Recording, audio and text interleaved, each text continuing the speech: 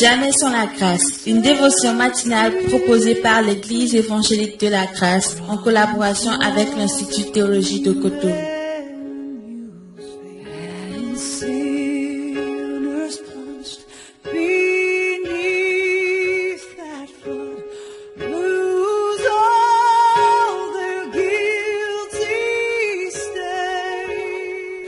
Chers amis internautes, soyez encore une fois les bienvenus dans cette émission de Jamais sans la grâce. Comme nous avons commencé hier, nous allons continuer dans la définition, l'explication et la compréhension de ce qu'est la crainte de l'Éternel. La crainte de l'Éternel, la Bible dit, c'est le commencement de la sagesse.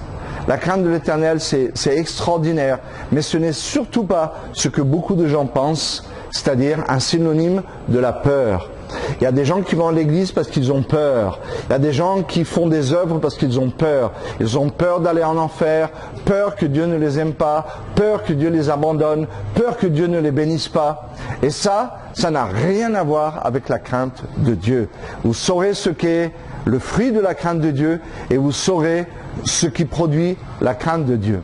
Mais je reprends le verset que nous avions lu, ou nous avions entendu en tout cas à la fin d'hier, c'est 1 Jean 4, 18, qui nous dit que la crainte n'est pas dans l'amour, mais l'amour parfait bannit la crainte.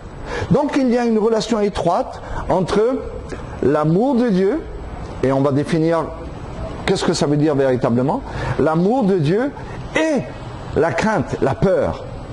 Je pense que beaucoup de chrétiens ont peur de Dieu, ont peur de la vie chrétienne, ont peur du futur, ont peur d'être rejetés parce qu'ils ne connaissent pas l'amour de Dieu. Et c'est important, parce que la crainte de Dieu ne peut pas être enseignée dans notre cœur si nous ne sommes pas au clair avec l'amour de Dieu et l'œuvre accomplie de Jésus-Christ à la croix. C'est très important, parce que sinon, eh bien, il y a des gens qui pendant toute leur vie, et peut-être pendant 40 ans, 50 ans, vont vivre un christianisme médiocre qui n'a rien à voir avec la pensée de Dieu.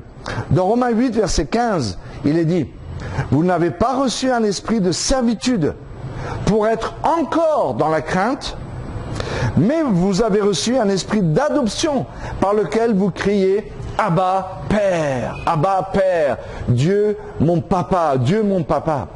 Je sais qu'en Afrique, je sais que partout, dans toutes les cultures, l'image du Père est faussée parce que les hommes se sont fourvoyés dans leurs pensées à cause du péché et donnent une mauvaise image du Père. Mais lorsque nous, chrétiens, pouvons crier « Abba, Père », c'est parce que nous voyons dans notre Père un Père qui nous aime. La crainte n'a rien à voir dans notre relation avec lui. La peur n'a rien à voir dans notre relation avec lui.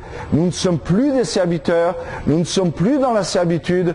Nous sommes des enfants de Dieu. Et de plus, dans Jean 15, verset 15, il est dit « Je ne vous appelle plus serviteurs, mais je vous appelle amis ».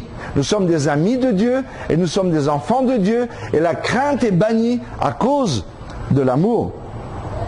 Toujours dans 1 Jean 4, 18, le mot crainte, c'est le mot phobos, qui veut dire être effrayé. Ça veut dire être terrifié. Ça veut dire redouter quelque chose.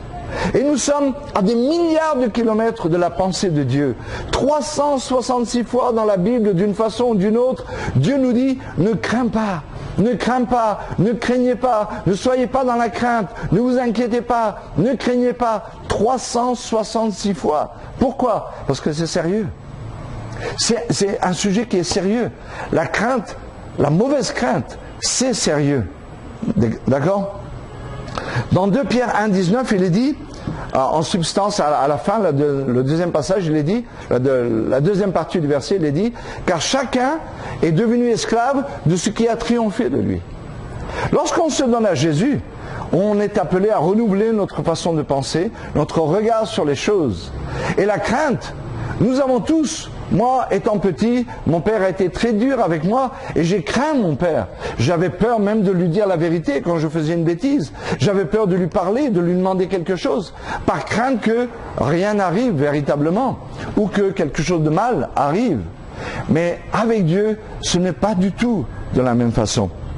La connaissance de notre identité nous délivre de la crainte.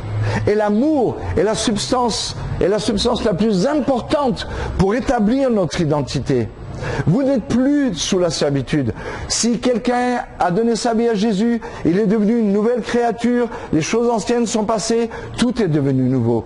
Nous sommes des nouvelles créatures, nous sommes dans un nouveau royaume, nous avons un nouveau Dieu quelque part.